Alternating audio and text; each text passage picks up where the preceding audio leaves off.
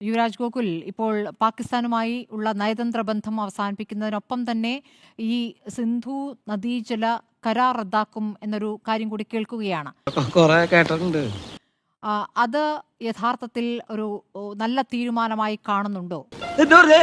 അതൊരു സമ്മർദ്ദ തന്ത്രമാണ്. പക്ഷേ പാകിസ്ഥാനെ സംബന്ധിച്ച് അവിടെയുള്ളത് ഒരു ജനാധിപത്യ സർക്കാരാണെന്നൊക്കെ പറയുമെങ്കിലും സൈന്യം നിയോഗിച്ച സർക്കാരാണ്. അവിടെ യഥാർത്ഥത്തിൽ ഒരു സർക്കാർ എന്ന രൂപത്തിൽ പ്രവർത്തിക്കാൻ പോലും ശക്തിയുള്ള സംവിധാനം അവിടെയില്ല.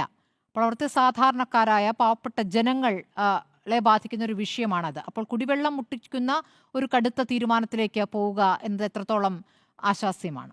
എടി പെണ്ണെ, നിന്റെ ചാട്ട എങ്ങോട്ടാണെന്നൊക്കെ എനിക്ക് മനസ്സിലാവുന്നുണ്ട്.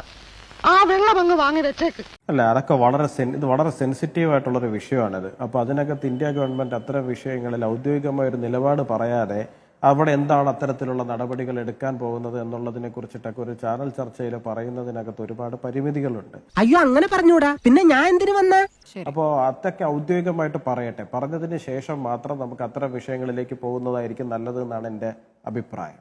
ശരി, നമുക്കറിയില്ലല്ലോ, അറിയാത്ത കാര്യം ഇങ്ങനെ പറയാം അത്ര സെൻസിറ്റീവ് ആയ ഒരു വിഷയത്തിൽ. ഈ തരത്തിൽ സൈനിക നടപടി മാത്രമല്ലല്ലോ, എല്ലാ തരത്തിലുള്ള ബന്ധം വിച്ഛേദിക്കുക, നമ്മൾ അങ്ങോട്ട് കൊടുത്തിരുന്ന സഹായങ്ങൾ തന്നെ നിർത്തലാക്കുക എന്ന രൂപത്തിലുള്ള സന്ദേശം അത് എത്രത്തോളം ഗുണം ചെയ്യുമെന്നാണ് BJP കരുതുന്നത്?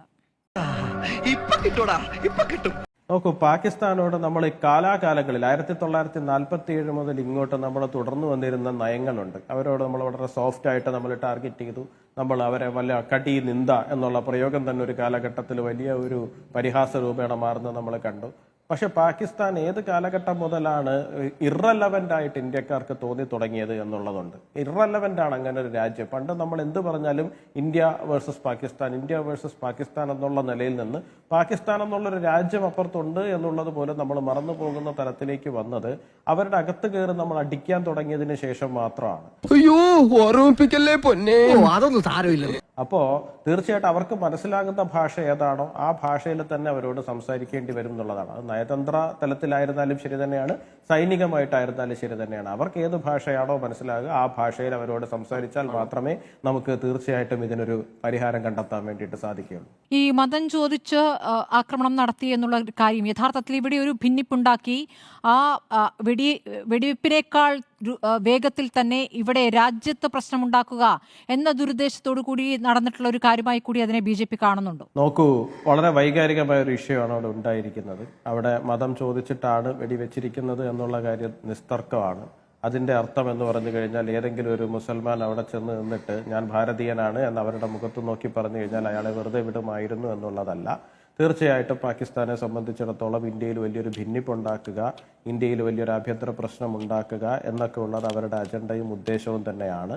അപ്പോൾ അത് ചോദിച്ചിട്ടുണ്ട്, അത് ചോദിച്ച് തന്നെയാണ് വെടിവെച്ചിരിക്കുന്നത് എന്നുള്ള കാര്യത്തിൽ ആർക്കും തർക്കമൊന്നുമില്ല ആ വിഷയത്തിൽ. പക്ഷേ അവിടെ ഭിന്നിപ്പുണ്ടാക്കുക എന്ന് പറയുന്ന ഒരു വിഷയം അവരുടെ ഭാഗത്ത് നിന്ന് കൃത്യമായിട്ട് അവർക്ക് പ്ലാൻ ചെയ്യുവാൻ സാധിച്ചിട്ടുണ്ട്. തീർച്ചയായും അത് ആ ഗൗരവത്തിൽ തന്നെ ഉൾക്കൊണ്ടാണ് ഇന്ത്യ മുന്നോട്ട് പോകേണ്ടത്. മറിച്ചുള്ള പ്രതികരണങ്ങൾ നടത്തുന്നവർക്കെതിരെ കർശനമായ നടപടി കൂടി എടുക്കേണ്ടതാണ് എന്നാണ് ഈ ഘട്ടത്തിൽ എനിക്ക് തോന്നുന്നത്. പിന്നീട് വരെ അവസരം കിട്ടിയില്ല. BJP വിഷയത്തിൽ എങ്ങനെ ഭീകരരെ നേരിടണം എന്നാണ് നിർദ്ദേശിക്കുന്നത് BJP? എന്റെ പകയിൽ നീറി ഒടുങ്ങുമ്പോൾ അവരറിയും ഞാൻ അവരുടെ ഒരേ ഒരു രാജാവായിരുന്നു.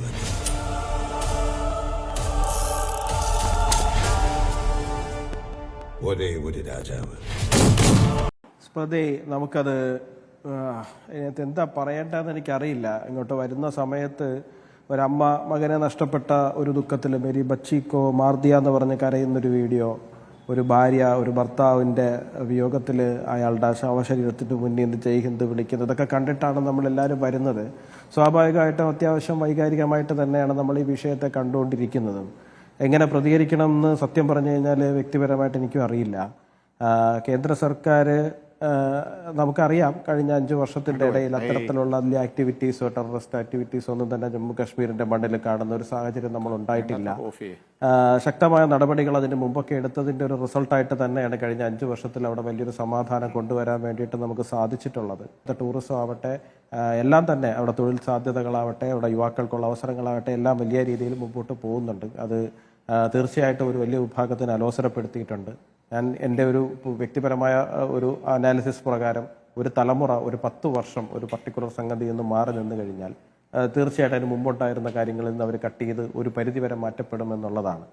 അപ്പോൾ 5 വർഷത്തോളമായിട്ട് കാശ്മീർ അങ്ങനെയാണ് പോകുന്നത്. ഒരു 5-10 വർഷം കൂടി അങ്ങനെ തന്നെ കണ്ടിന്യൂ ചെയ്യാൻ നമുക്ക് സാധിച്ചിരുന്നു എന്നുണ്ടെങ്കിൽ തീർച്ചയായിട്ടും അടുത്ത് വരുന്ന ഒരു ജനറേഷൻ അവിടെ കല്ലെറിയാനോ അല്ലെങ്കിൽ ഈ പറയുന്ന തീവ്രവാദ പ്രവർത്തനങ്ങളുടെ പുറകിലേക്ക് പോകാനോ ഒന്നും തന്നെ സാധിക്കുമായിരുന്നില്ല. 100% ഞാൻ യോജിക്കുന്നു. ഇപ്പൊ തന്നെ നമുക്ക് കാണാൻ സാധിക്കുന്നുണ്ട്. കാരണം അവിടെ ചരിത്രത്തിൽ ആദ്യമായിട്ടാണ് ജമ്മു കാശ്മീരിൽ ഒരു തീവ്രവാദ ആക്രമണം ഉണ്ടായി കഴിയുമ്പോൾ പാകിസ്ഥാന്റെ കൂടി കത്തിക്കാൻ ജനം മുമ്പോട്ടിറങ്ങുന്നത്. അവിടെയുള്ള ടൂറിസ്റ്റ് ടാക്സികൾ, കടക്കാര്, മറ്റ് ആൾക്കാർ എല്ലാവരും ജനങ്ങൾ തീർച്ചയായിട്ടും കൂടുതൽ തീർച്ചയായിട്ടും അതിനകത്ത് മതമോ ജാതിയോ ഒന്നും തന്നെ നോക്കാതെ മുഴുവൻ ആൾക്കാരും കാശ്മീരിലുള്ള ആൾക്കാർ പുറത്തേക്ക് ഇറങ്ങി വരികയും അവർ ഇന്ത്യയുടെ ത്രിവർണ്ണ പതാക നെഞ്ചോട് ചേർത്തുകൊണ്ട് മുമ്പോട്ട് വരികയും ചെയ്യുന്ന കാഴ്ചയൊക്കെ നമ്മൾ കാണുന്നുണ്ട്. കാശ്മീരിൽ നമുക്ക് മുമ്പ് ഒരിക്കലും പരിചിതമായിരുന്ന കാഴ്ചകളായിരുന്നില്ല. അപ്പോൾ അത്തരത്തിലൊരു സാഹചര്യത്തിലേക്ക് നമുക്ക് എത്തിക്കാൻ സാധിച്ചിട്ടുണ്ട്. പക്ഷെ അവിടെ നിന്നത് നഷ്ടപ്പെട്ടു പോകുക എന്ന് പറയുന്നത് നമുക്ക് അംഗീകരിച്ചു കൊടുക്കാൻ കഴിയാത്ത ഒന്ന് തന്നെയാണ്. മരണഭയമല്ല തോന്നുന്നത്, തിരിച്ചടിക്കാനുള്ള ആത്മവീര്യവും ലക്ഷ്യം പിടിച്ചെടുക്കാനുള്ള ആവേശവുമാണ്. അതിനിടയിലാണ് നമ്മുടെ അവസാനമെങ്കിൽ സൈനിക ബ്യൂകളിൽ നിന്ന് ആലപിക്കുന്ന ലാസ്റ്റ് പോസ്റ്റും ഗൺ സല്യൂട്ടും ഏറ്റുവാങ്ങി ഈ നാടിനോട് വിട പറയുന്നതിൽ നമ്മൾ അഭിമാനിക്കുന്നു. വൈധവ്യങ്ങൾ, പുത്രദുഃഖങ്ങൾ, അനാഥരായ മക്കൾ, ആ 29 പേരുടെ ജീവത്യാഗത്തിന് കാരണക്കാരായ ചെകുത്താന്റെ മക്കൾക്ക് സ്വപ്നത്തിൽ പോലും മാപ്പ് എന്ന വാക്ക് മിണ്ടാവതാണോ പൊറുക്കാവതാണോ? അന്ന് പത്താൻകോട്ടിൽ, പുൽവാമയിൽ, ഉറിയിൽ, അമർനാഥിൽ, റിയാസിയിലൊക്കെ കുരുതുകൾക്ക് ശേഷം പറഞ്ഞ പോലെ അടിച്ചുവെച്ച മട്ടിലാണ് റെഡിമെയ്ഡ് പ്രതികരണം. ഞങ്ങൾക്ക് പങ്കില്ല എന്നാണ് പാകിസ്ഥാന്റെ പറച്ചിൽ. വെറും വ്യാജ വർത്താനം. എന്നിട്ട് അലങ്കാരം പോലെ അയൽ രാജ്യത്തിന് അനുശോചനം. ആർക്ക് വേണമടോ കൊണ്ടുപോയി പുഴുങ്ങി തിന്ന്. നിങ്ങളുടെ ആത്മാർത്ഥതയില്ലാത്ത വെറും വാക്ക് മിസ്റ്റർ ഷഹബാസ് ഷരീഫ് അഥവാ രാജ്യത്തിന്റെ പ്രധാനമന്ത്രി. പണി വരുന്നുണ്ടവർ ശ്രീ മേജർ രവി, ഇവർക്കെന്ത് ഹിന്ദു, ഇവർക്കെന്ത് മുസ്ലിം? ഇവരുടെ മുന്നിൽ ശത്രുക്കൾ ഇന്ത്യക്കാർ മാത്രമല്ലേ?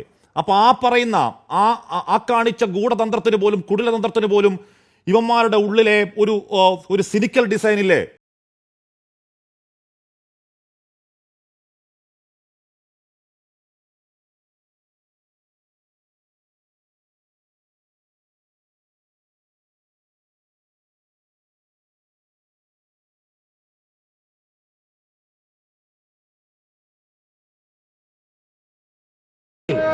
പക്ഷെ എന്തേ നിങ്ങൾ ഇവിടെ വന്നിട്ട് ഈ ഹിന്ദു ആണോ എന്നുള്ള ചോദ്യം ചോദിച്ചിരിക്കുന്നു? അതെന്താണ്? അപ്പം നമ്മുടെ നാട്ടിനകത്തും നമുക്ക് ശത്രുക്കളുണ്ടെന്നുള്ള തീരുമാനമായിരുന്നു. എന്തിനാണ് ഇവർ ഹിന്ദു ആണോ എന്ന് ചോദിച്ച് ഇന്നവരെ കശ്മീരി മിലിറ്റൻസിയിൽ 80s നടന്നിട്ടുണ്ട്. ഹിന്ദു ആണോ മുസ്ലിം ആണോ എന്ന് പറഞ്ഞ് അവർ വെടിവെച്ച് കൊല്ലുമായിരുന്നു. മുസ്ലിംസിനെ മാറ്റി നിർത്തിക്കൊണ്ട് ഹിന്ദുക്കളെ വെടിവെച്ച് കൊല്ലുമായിരുന്നു.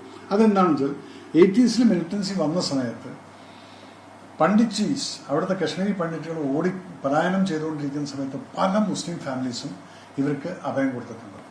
അങ്ങനെ അഭയം കൊടുത്തിട്ടുള്ള വില്ലേജുകളെ ഇവർ തെരഞ്ഞു പിടിച്ചിട്ട് ഈ മിലിറ്റൻസ് അറ്റാക്ക് ചെയ്യുന്നു. അങ്ങനെ അവിടെ ഹിന്ദു അല്ല മുസ്ലിം ആണെന്നും പറഞ്ഞ് അവരെ പോലെ തന്നെ വേഷധാരണം ചെയ്ത് നിൽക്കുന്ന ആളുകളെ തിരിച്ചറിയാൻ വേണ്ടി അവർ മാറ്റി നിർത്തിക്കൊണ്ട് ഇതുപോലെ നോക്കിയിട്ട് അവർ മുസ്ലിം ആണോ എന്ന് ചെക്ക് ചെയ്തുകൊണ്ട് വെടിവെച്ച് കൊള്ളുന്നൊരു സിസ്റ്റം അന്നുണ്ടായിരുന്നു. പക്ഷെ പിന്നീടത് അവിടുത്തെ കശ്മീരി പണ്ഡിറ്റുകളെല്ലാം അവിടുന്ന് പലായനം ചെയ്ത് പോയതിന് ശേഷം പിന്നീട് ഇങ്ങനൊരു സംഭവം അവിടെ നടന്നിട്ടില്ല. അപ്പൊ ഇത്രയും കാലത്തിന് ശേഷം ഇപ്പം എന്തെങ്കിലും ഒരു ചോദ്യം? പെഹൽഗാമിനകത്ത് അധികം നോക്കിക്കഴിഞ്ഞാൽ ഹാർഡ്ലി 4-5 അമ്പലങ്ങളും അതിന് ചുറ്റുവട്ടമുള്ള കുറച്ച് ഹിന്ദുക്കൾ വെച്ച് ബാക്കി എല്ലാവരും മുസ്ലിംസിന്. അതിനെയാണ് ഞാൻ പറയുന്നത്, ജനങ്ങൾ ഇത് നിങ്ങൾക്കൊരു ഉണരാനുള്ള ഒരു സന്ദർഭമാണ്. 100% ഞാൻ യോജിക്കുന്നു. പാകിസ്ഥാനിലെ തീവ്രവാദി തെമ്മാടികളടക്കം അറിയാതെയോ അവിടെ ഇരുന്ന് പ്ലാൻ ചെയ്യാതെയോ ഈ പ്രവൃത്തി നടക്കില്ല. അതുകൊണ്ട് തന്നെ ആ തെമ്മാടികൾക്ക് ജയ് വിളിക്കുന്നവർക്ക് നേരെയാണ് നമ്മൾ പോകേണ്ടത്. ആ തെമ്മാടികൾക്ക് വേണ്ടി സംസാരിക്കുന്നവർക്ക് നേരെയാണ് നമ്മൾ ഒറ്റക്കെട്ടായി നിൽക്കേണ്ടത്. ആ തെമ്മാടി കൂട്ടങ്ങൾക്ക് വേണ്ടി സ്ലീപ്പിംഗ് സെല്ലുകളായി പ്രവർത്തിക്കുന്നവർ നമ്മുടെ നാട്ടിൽ ഉണ്ടെങ്കിൽ അവർക്ക് നേരെയും നമ്മൾ ഒരുമിച്ച് മുന്നോട്ട് പോകണം. കാരണം എവിടെയോ എന്തോ ഒരു തകരാറ് പോലെ. കാരണം അവർക്കറിയാം സൈനികമായിട്ട് നമ്മളെ തകർക്കാൻ സാധിക്കില്ല, സാമ്പത്തികമായിട്ട് നമ്മളെ തകർക്കാൻ സാധിക്കില്ല, ഡിപ്ലോമാറ്റിക് നമ്മളെ തൊടാൻ സാധിക്കില്ല, ഇനി പോപ്പുലേഷൻ വൈസ് ആണെങ്കിൽ ഒരിക്കലും തൊടാൻ സാധിക്കില്ല. പിന്നെ എന്താ ചെയ്യാൻ പറ്റുക? നമ്മളെ ഉള്ളിൽ മതങ്ങൾ തമ്മിൽ അടുപ്പിക്കാൻ, അഴിയുണ്ടാക്കാനുള്ള ശ്രമം നടത്തുക. പണ്ട് ബ്രിട്ടീഷേഴ്സ് ചെയ്ത പോലെ ഡിവൈഡ് ആൻഡ് റൂൾ ചെയ്യുക. അതിന്റെ ശ്രമമാണ് ഈ മതം നോക്കി, ഐഡന്റിറ്റി കാർഡ് നോക്കി ഓരോരുത്തരെ ചെയ്യുക. അപ്പൊ അത് നമ്മളുടെ ഉള്ളിൽ എല്ലാവർക്കും ആ ഒരു ബോധം വേണം. കാരണം അതാണ് അവരുടെ ലക്ഷ്യം. ആ ലക്ഷ്യത്തിന് വേണ്ടിയാണ് അവർ ഈ ചെയ്തത്.